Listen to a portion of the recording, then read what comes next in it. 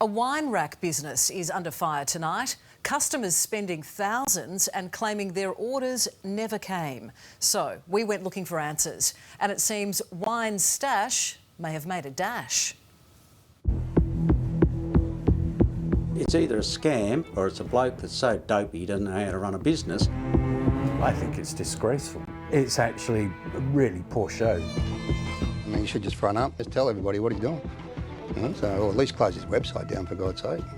Wine Stash markets itself as an online business offering premium and sustainable wine storage options, handmade in Australia.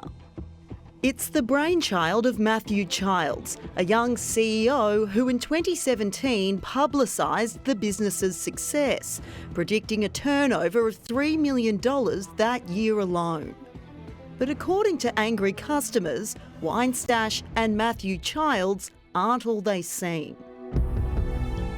Simon lost his original wine cellar in a fire a few years ago.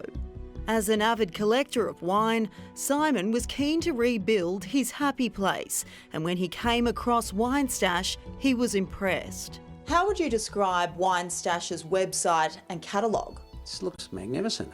I mean, the catalogue is glossy, it's slick. The website shows really nice-looking people. Simon worked with Wine Stash to create plans for his dream cellar, and after weeks of delays, he paid $6,138.37 for his order to be delivered, but it never arrived. Come June, I started to make noises about it being either delivered at a certain time or I'd cancel the order and I wanted a refund. So he went to New South Wales Fair Trading and then NCAT, the People's Court, to get his money back. And they found in favour of us. The Wine Stash didn't turn up, gave an order to pay within 7 days. They didn't pay within 7 days. In the meantime, Simon's fitted out his cellar with other wine racks, which ended up being cheaper, but he's still out of pocket. How did this experience make you feel? Towards the end there, you got this knot in your stomach, and I got a knot and I got anger, a lot of anger. Lawrence splits his time between Australia and New Zealand, and after renovating his home in Queenstown, he wanted to cellar his collection of wines. We came across this website, Wine Stash. Very nice website, looks quite professional. So we ordered some module racking through them. Lawrence paid $2,534.93 for Wine Stash to deliver 7 racks in June, but nothing arrived. To this day, we haven't seen anything from Wine Stash. We are chasing our money through various means. $2,500 is $2,500, Hannah. It's better in my pocket than his. Anne paid $884.90 for 9 items from Wine Stash in September last year.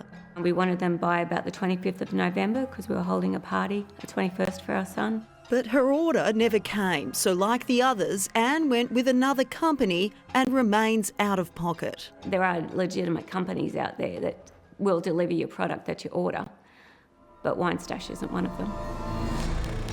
James Doyle runs Modular Rack based in Melbourne and says he's received phone calls from Wine Stash customers. All people, I guess, they're at their wits' end. It just seems to be very unfair for us and very unfair for the poor customers of theirs that have been ripped off. We went to the Sydney address that's listed on Wine Stash's website, but landlord John says Matthew Childs took off about a year ago. Suddenly he started slowing down and he gave notice he was moving out and that he was going to move to bigger premises, and all of a sudden we started getting people coming up saying that they were waiting for their orders and looking for him, and mail coming from all over the place. John says one woman drove all the way from WA for answers, with big claims of what she was owed. Yeah, well, she was owed about $9,000 worth of stock that she sat outside his factory waiting for him to come in. But by that time he was well and truly gone. According to Matthew Child's family, he's currently in America. His dad was under the impression he's been using third-party logistics to ship orders while he lives overseas. Matthew was going to speak to me today over Zoom, but cancelled at the last minute. Instead, Wine Stash provided a statement saying it's aware of the issues and sincerely apologises for any inconvenience caused. It really is a case of buyer beware. Well, New South Wales Fair Trading says it's received 101 complaints about Wine Stash over the past year alone, and it is investigating.